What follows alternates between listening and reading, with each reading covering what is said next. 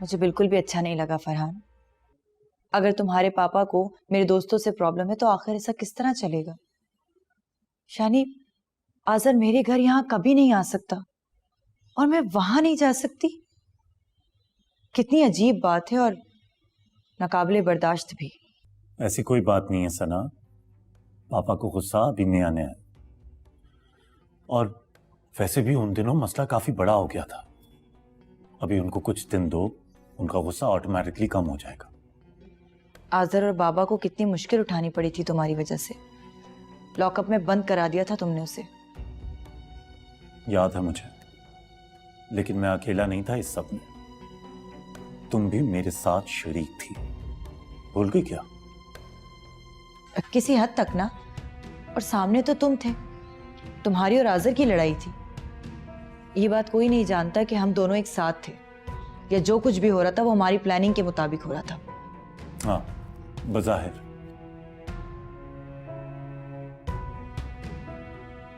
खैर, इस बात को छोड़ो। मुझे बड़ी खुशी है कि तुमने उनको शादी पे बुलाया। मैं तुम्हारी और आज़र की दोस्ती में रुकावट नहीं बनूंगा। मुझे तो बल्कि बहुत अच्छा लगेगा अगर आज़र हमारे घर आए, हम उसके घर जाएं, हर चीज बिल्कुल पहले की तरह हो जाए। रियली? मैं तुम्हें जितना जानती हूँ तुम मुझसे बिल्कुल डिफरेंट हो। मैं भी ऐसा ही चाहती हूँ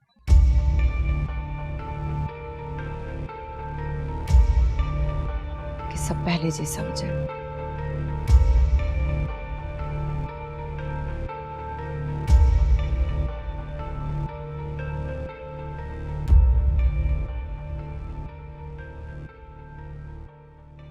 आज़र, आप अब तक यहाँ बैठे? चले चल के तैयार हो, देर हो रही है। कहीं जाना है क्या? आप भूल गए? आपने ही तो कहा था कि आज हम कहीं बाहर जाएंगे, बल्कि पूरा दिन बाहर गुजारेंगे। देखिए, मैं तैयार हो गई हूँ। चले, अब आप भी चले। सॉरी मनाल, अगर हम आज ना जाएं तो? लेकिन क्यों? बस आज दिल नहीं चाह रहा, कुछ अजीब सी तबीयत हो रही है। ठीक है, जैसे आपकी मर्जी। अच्छा इधर आओ ना, बैठो बैठो।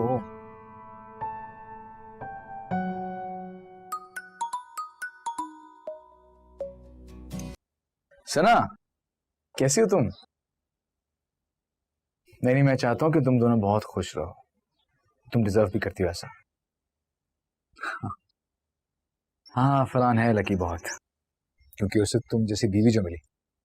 लकी होना तो खैर जाने ही दो, खुशकिस्मती की तो कुछ और शक्ल होती है, बिल्कुल मुख्तलिफ। एनीवे, तुम्हारा शुक्रिया अदा करना था कि तुम वहां आए। मुझे लगा अभी मेरा हक है तुम पर, बिल्कुल खत्म नहीं हुआ। मैं समझ रही थी कि तुम मुझे फोन करोगे, लेकिन छोड़ो, मैंने ही कर लिया। मैंने अच्छा किया तुमने। आज़र, तुम हमें शादी की दावत नहीं दोगे? I mean, घर पर नहीं बुलाओगे? बल्कि रहने ही दो, तुम्हारी बीवी को बुरा लगेगा, है ना? नहीं, ऐसी कोई बात नहीं है। बल्कि मैंने तो खुद तुम्हें जान के फोन नहीं किया, क्योंकि मैंने सोचा कि तुम दोनों एक दूसरे के साथ बिजी होगे तो शायद डिस्टर्ब ना हो जाओ। लेकिन अगर तुम लोगों के पास टाइम है तो कल रात को मेरी तरफ डिनर रख सकते हैं। कैसे नहीं होगा टाइम? बात अहमियत देने की है, और फरहान के लिए मेरी खुशी से बढ़कर और कुछ भी नहीं है। हाँ, अलबत्ता तुम अपनी बीवी से पूछ लेना कि उसे कोई एतराज ना हो। नहीं, मनाल को क्या एतराज होगा, बल्कि मेरे पास बैठी है, तुम्हारी बात कराऊं? नहीं, रहने दो। मतलब मुझे तुम पर एतबार है, तुम कह रहे हो तो ठीक ही कह रहे होगे। बस तो फिर ठीक है, कल का डिनर तुम्हारे घर पे डन। Okay, done. अच्छी सी डिशेस बनवाना, और कामी से कहना कि स्पेशली वो खट्टी वाली दाल जरूर बनाए। फिक्र मत करो, मेन्यू तुम्हारी पसंद का ही बनेगा। पापा और कामी तुम्हारी पसंद नापसंद को बहुत अच्छी तरह जानते हैं। मेरी पसंद नापसंद का तो पूरी दुनिया को पता है, बस एक तुम ही नहीं समझ सके। कल मुलाकात होती। बाय। Okay, bye.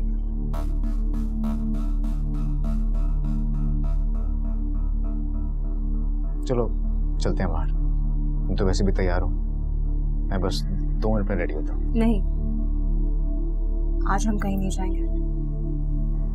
लेकिन क्यों, क्या हुआ? क्योंकि मेरा मूड नहीं, कभी और चले जाए।